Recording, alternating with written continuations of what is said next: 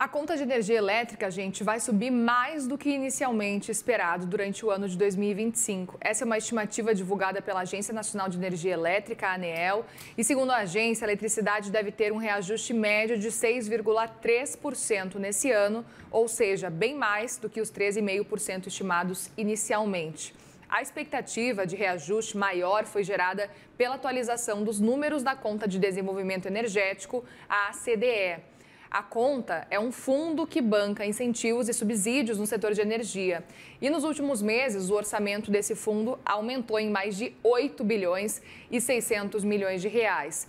E para pagar esse aumento de gasto do setor, o boleto da energia dos consumidores vai ter que subir mais. E com essa decisão, o projeto da ANEEL de aumento da energia elétrica nesse ano deve ficar acima da inflação em 2025. A expectativa aí do mercado para o Índice Nacional de Preços ao Consumidor Amplo, para o IPCA, é de 5,1%. Já o Índice Geral de Preços, o IGPM, está apenas em 1,3%. Então, o aumento na conta de luz deve pesar mais no bolso do que o aumento geral dos preços do restante da economia. E a gente segue falando sobre esse assunto. Quem vai nos ajudar a entender essa elevação da projeção para esse ano é o sócio da área de energia do Caputo Bastos e Serra Advogados, Wagner Ferreira. Tudo bem, Wagner? Obrigada por conversar com a gente. Uma boa tarde para você. Obrigado a vocês, Muriel. Um prazer para a gente estar aqui com vocês novamente. O prazer é nosso em te receber. Quero muito ouvir a sua percepção diante dessa atualização que a gente está acompanhando agora. Estamos levando em consideração que é uma atualização grande, a gente está falando de uma projeção de 13,5%, vai para 6,3%. A gente tem a explicação divulgada pela ANEEL, mas eu queria entender mais os detalhes, o que exatamente significa e por que foi necessário fazer esse reajuste agora no meio do ano. Bom, Muriel, esse é um tema que ele já vem sendo discutido no setor há algum tempo, né? E ele está muito relacionado com os subsídios que são concedidos, que são dados a determinados consumidores. E esses subsídios, eles custam na conta de energia. Então, esse realinhamento da CDE, ele nada mais é do que um ajuste para absorver os impactos desse subsídio que vem sendo dado na conta de luz, especialmente para a energia solar e para as fontes incentivadas. Para se ter uma ideia, desses 8 bilhões, né, 8,6 bilhões que foram informados, algo como 6 bilhões são relacionados a esses dois subsídios. E isso tem a ver com esse incremento da energia renovável, especialmente solar e eólica, esses projetos que vão sendo instalados pelos consumidores e pelos investidores, e na medida que eles vão sendo instalados, como eles têm descontos na tarifa, alguém tem que pagar por essa tarifa, para você custear o sistema elétrico. E esse custo do sistema elétrico é essa diferença que vai sendo jogada para dentro da CDE e, naturalmente, é pago pelos consumidores que não gozam desses subsídios. Perfeito. O que isso significa, levando em consideração que a gente tem aí o restante do ano e a projeção foi feita agora nessa metade do ano? Pode ser que talvez lá para o fim do ano tenha uma nova surpresa também? Não, acredito que essa previsão ela já é bastante conservadora. Agora, a gente está falando de 55 bilhões de reais na conta de luz dos brasileiros, né? E, como a gente vinha dizendo já em outras oportunidades, o problema é o que está para frente, porque essas usinas solares, essas usinas de fontes renováveis, né, elas continuam sendo implementadas. E na medida que você vai implementando, você vai trazendo novos subsídios. Só para se ter uma ideia, recentemente, em menos de um mês, está se crescendo 1 giga de energia solar distribuída. Isso é muita quantidade, isso impacta naturalmente no sistema elétrico, que vamos imaginar que o sistema elétrico é um conjunto de redes. Se eu instalo várias usinas solares em vários lugares, o que acontece com essa rede? Eu preciso reforçar essa rede em vários pontos de conexão. E esses pontos de conexão, eles são investimentos na transmissão e na distribuição. E quem paga isso? Os consumidores. Então, o desafio continua.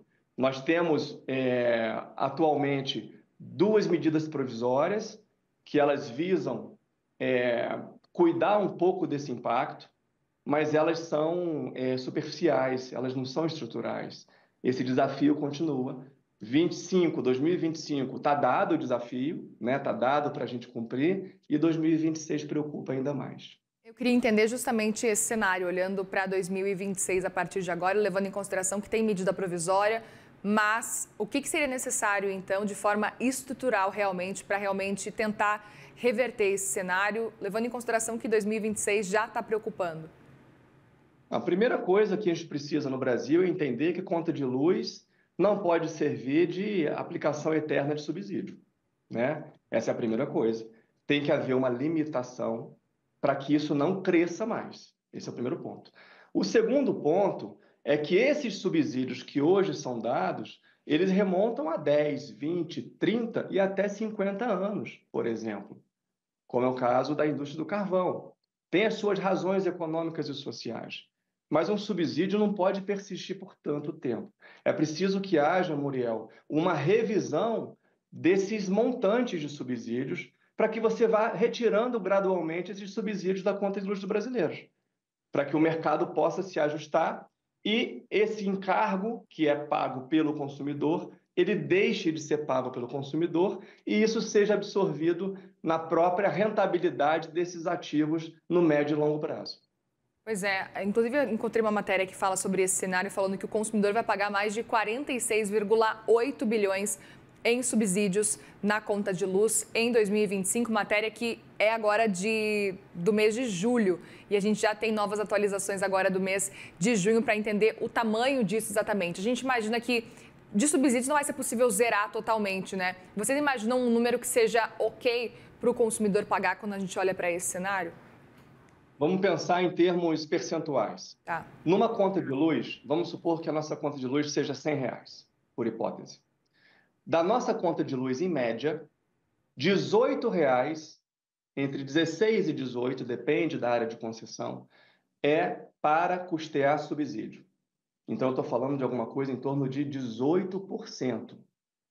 Isso pressiona especialmente aqueles que pagam a conta de luz, porque, como eu disse, aqueles que têm o subsídio, eles não pagam determinados custos. Consequentemente, os custos que não são pagos por outros. Então, se a gente entender que a conta de luz, ela é um insumo, né, a energia, ela é um insumo que é base da economia, base da indústria, base da prosperidade da vida das pessoas, que ela é o fundamento necessário para que a gente tenha uma reindustrialização, para que a gente tenha competitividade, o ideal é que a gente tenha esse subsídio muito atrelado ao ganho que isso pode trazer para a economia, e não no sentido inverso. Nós já estamos vendo, por exemplo, que a conta de luz ela está além, na média, da inflação. Muito embora a parte que cabe à infraestrutura de redes, a distribuidora e a transmissora, ela seja limitada. Vou te dar um exemplo. No reajuste tarifário que se faz, que aumenta 5, 8, 10, 15%, muitas das vezes o percentual da distribuidora não chega a 1%. Justamente porque o que varia é essa parcela de energia e essa parcela de encargos que estão relacionados a esses subsídios. Então, acho que com essa visão um pouco aberta, eu diria que o ideal é que a gente tenha um subsídio não superior a 10% e que a gente, daqui para frente, ao determinar o subsídio, a gente faça um estudo de impacto regulatório e econômico dele, para que a gente consiga entender se aquele subsídio está retornando a favor da sociedade, do ponto de vista econômico e social, ou não. É interessante porque se a gente for olhar os subsídios todos, a gente está falando de subsídios que fazem sentido, levando em consideração pela necessidade mesmo para esse retorno, né? A gente está falando de subsídios destinados a fontes renováveis, por exemplo, carvão mineral, para os consumidores rurais, também o tarifa social, né? Então, de um modo geral, a gente percebe que seria difícil a gente zerar esses subsídios, mas, pelo que você traz para a gente, é importante olhar para esse cenário e tentar repensar, pelo menos de forma estrutural, e tentar entender o que mudar. E aí você falou sobre as MPs que estão agora sendo discutidas, ainda assim, elas podem dar algum alívio, ainda que não seja algo estrutural? Pode. A MP, ela tem, a MP 1300, por exemplo, que é o primeiro caso, ela tem uma virtude de tentar trazer uma melhor isonomia entre os consumidores. Ela zera a energia de quem consome até 80 kWh mês e ela organiza melhor o custo da energia entre os consumidores através da criação de tarifas que possam ser cobradas de outras formas que não só de hoje. Por exemplo, hoje, quando eu pago uma tarifa, ela é uma tarifa monômia. O custo dela é todo unificado. Amanhã, com essa MP, você já pode fazer com que, por exemplo, a tarifa seja dividida em dois custos claros. Um é a infraestrutura elétrica, ou seja, quanto custa para eu ter aquele serviço na minha casa, e o outro custo é quanto é que eu vou usar de energia. Se eu usar 10, eu pago 10, se eu usar 20, eu pago 20. Mas aquele custo de 5, por exemplo, da infraestrutura elétrica, todos terão que pagar. A MP traz esse direcionamento. Obviamente que ela precisa agora passar por um processo, né, dentro do Congresso Nacional. Ela tem prazo agora final no mês de setembro, e é muito importante que haja uma mobilização nesse sentido, para que a gente tenha uma melhor distribuição dos custos, para que todos os consumidores possam pagar uma parcela adequada desse insumo. Perfeito. Wagner Ferreira, muitíssimo obrigada mais uma vez pela conversa aqui com a gente. Volte sempre, viu? Obrigado às ordens. Um prazer enorme estar aqui com vocês. Obrigado, o prazer foi nosso. Boa tarde para você.